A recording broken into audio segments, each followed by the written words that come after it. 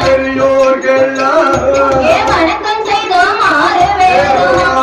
பேரும் கூடியிருக்கும் பெரியோர்க்கெல்லாம் பெரியோர்க்கெல்லாம் கூட போகும் சபையோர்க்கெல்லாம்